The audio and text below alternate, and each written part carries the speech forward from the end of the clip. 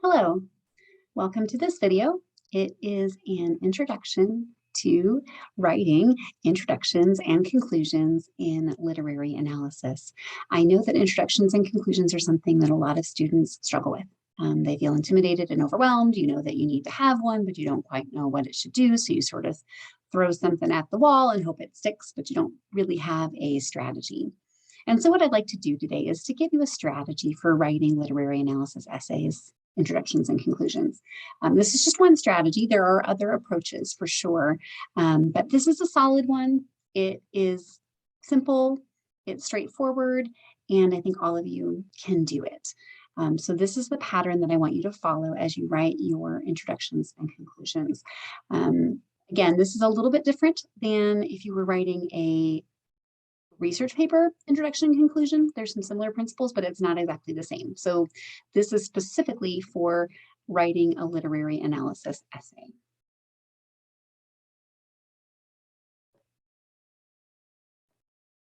Let me pull up the PowerPoint. All right.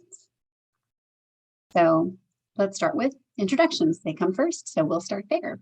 And what I want to do is kind of tell you what each sentence in the introduction should do, or the kind of the tasks of the introduction, so that you can know I need to do these jobs in this order, and if I've done those jobs in that order, I'm probably good to go.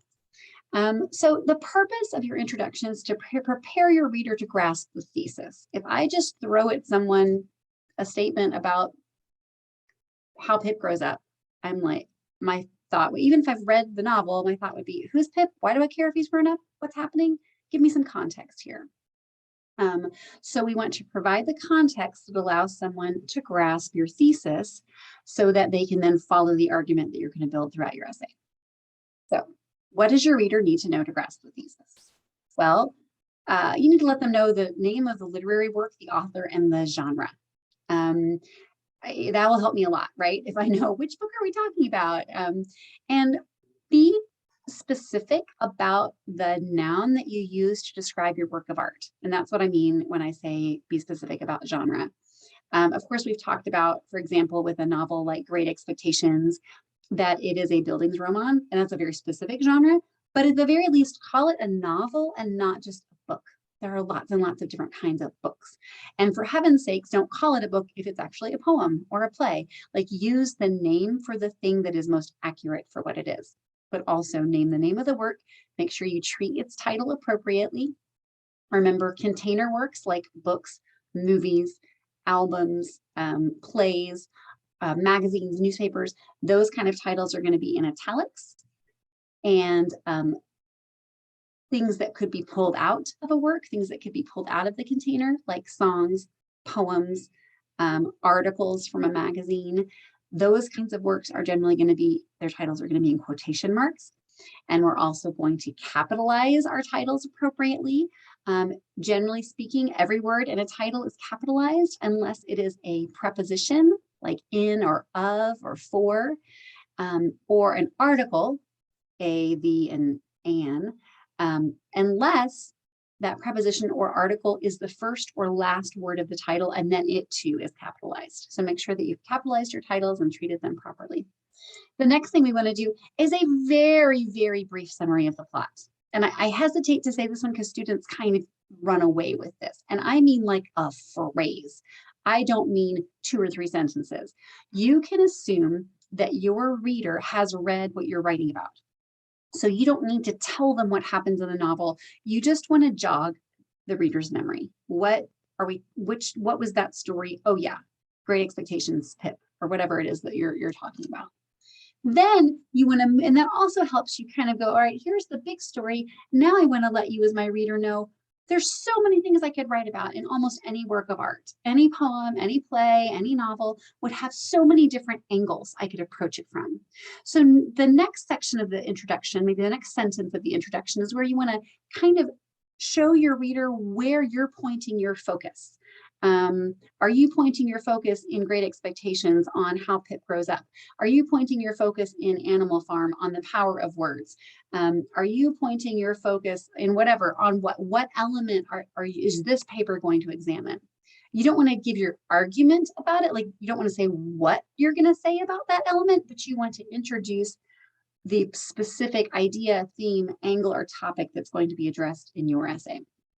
And then, of course, you want to get to your thesis. So now I know what we're talking about. I remember which work of art that is. I know kind of what area we're going to be looking on, and then I get your argument. And so for the most part, you can do this kind of a sentence for each. You can do a sentence in which you introduce the work of art and the author and the genre, and then a sentence of plot summary, and then a sentence to introduce the idea, and then of course your thesis is its own sentence. You can sometimes combine these, like you might be able to easily combine the name of the literary work, author, and genre with a little bit of a synopsis of the plot. That could be a single sentence. So if you're writing a 2 or 3 body paragraph essay, it's okay if your introduction is 3 or 4 sentences long. Now, I know that some of you have been taught to have a hook for your essay, some kind of attention grabber. And that's a really important idea if you are writing in a way where your work is being published in a place where you have to grab people's attention or they won't read it. In the same way where, if I'm scrolling on social media, a headline might grab me. That's a hook. I'm going to click on that rather than the millions of other things I might click on. Hooks are not necessarily strictly required for many literary analysis essays, because the idea is more that someone is sitting down because they want to understand your thoughts about what you think about this work of art. So hooks are not wrong in literary analysis, but I don't need you to go there yet. We may work on developing that skill later. But right now, you do not need a hook.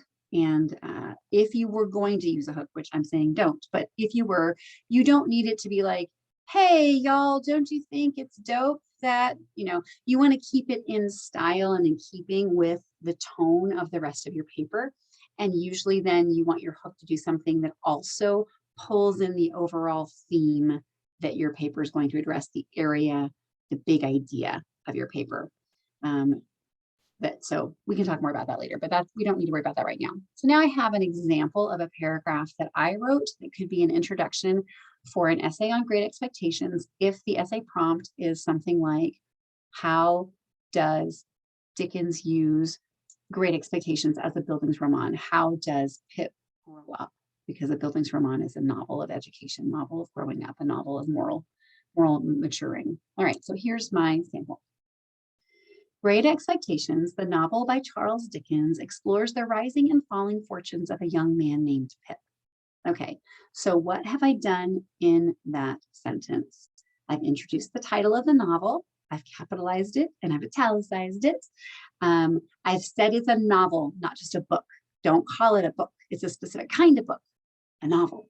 A novel by Charles Dickens. Got the author's name in there. And then I've got explores the rising and falling fortunes of a young man named Pip. So I've kind of gone ahead and included the summary. And that is what I mean by summary. Like, that's all I need. I don't need to go into how he loves Estella and how he gets a fortune and how he is mean to Joe and how he gets beaten up and how he steals and how he meets Herbert. Like, I don't need all that. I don't need all that. I just need a very brief, very, very brief summary of the novel. Let's look at my second sentence. In this Bildungsroman, novel of moral education, Pip demonstrates a consistent lack of wisdom. He is often self-centered and gullible, especially relating to money and relationships. So in this sentence, I've gone ahead and it's almost like if you read this sentence, you could get a pretty good idea of what my essay prompt was without knowing how I'm going to answer it. So I would read this and I would go, okay, this person's writing an essay. They must have been asked to write an essay about how Pip grows up and what a Bildungsroman is, or something like that. I would kind of get that idea. So again, this introduction I wrote only has 3 sentences, but this middle sentence is pretty sophisticated, and it's like a compound complex sentence. So it's almost really 2. Does the work of introducing a little bit more about Pip, a little bit, it's alerting my reader that I'm going to be talking about the Bildungsroman aspect of the novel, and it talks about how he is immature. Because if I'm going to show in my thesis how he matures, it's kind of nice here to go, all right, here's the problem. Here's the issue that my thesis is going to address. And then I've underlined my thesis just for clarity. You do not need to underline your theses in your own papers. Here's my thesis. However, which is a nice connecting word, connecting back to what I just said.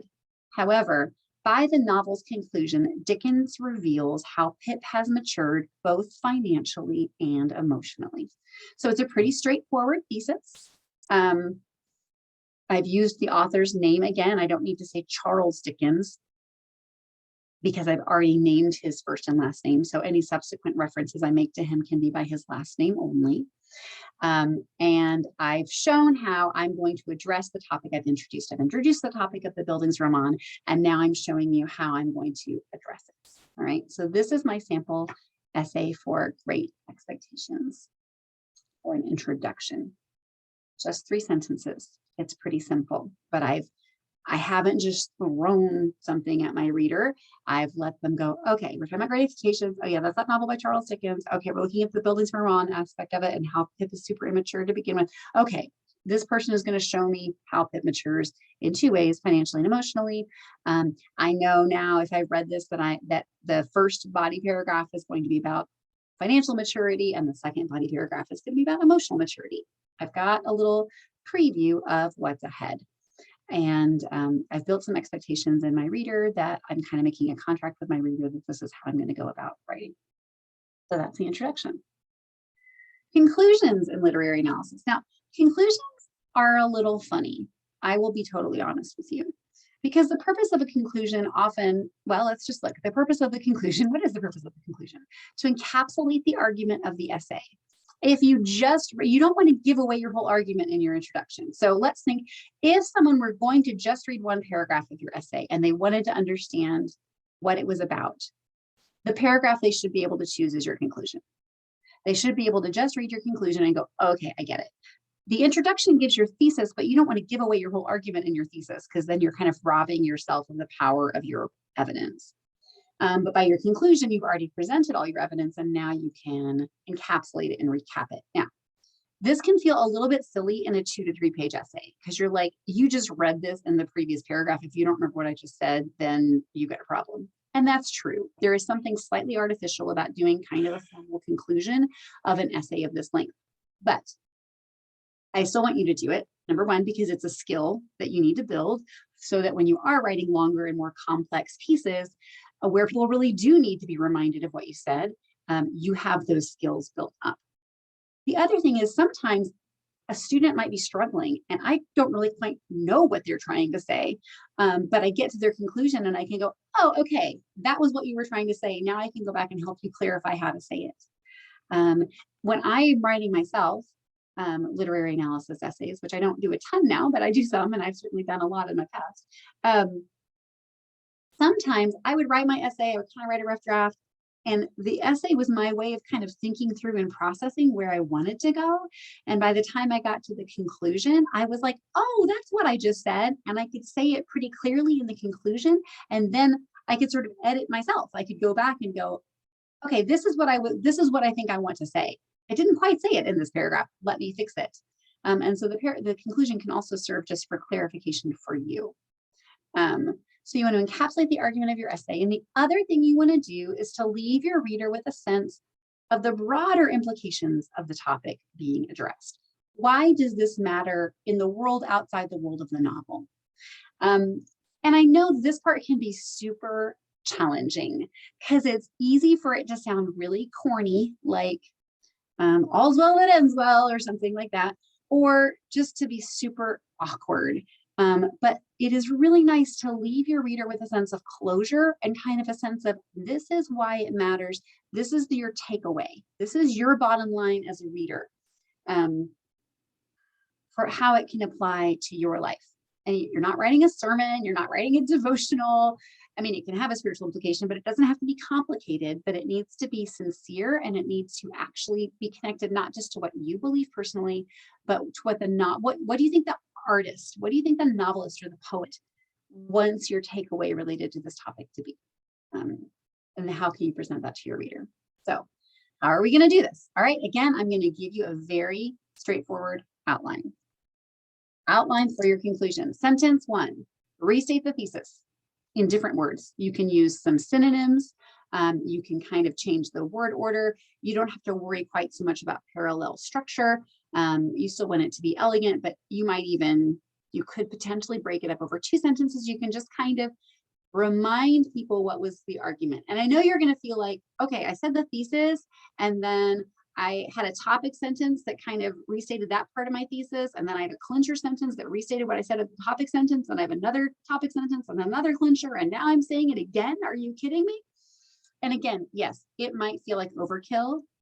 And if you're writing with clarity all throughout, it might feel like overkill to the reader too. But we're practicing a skill here. So just do it. It's okay.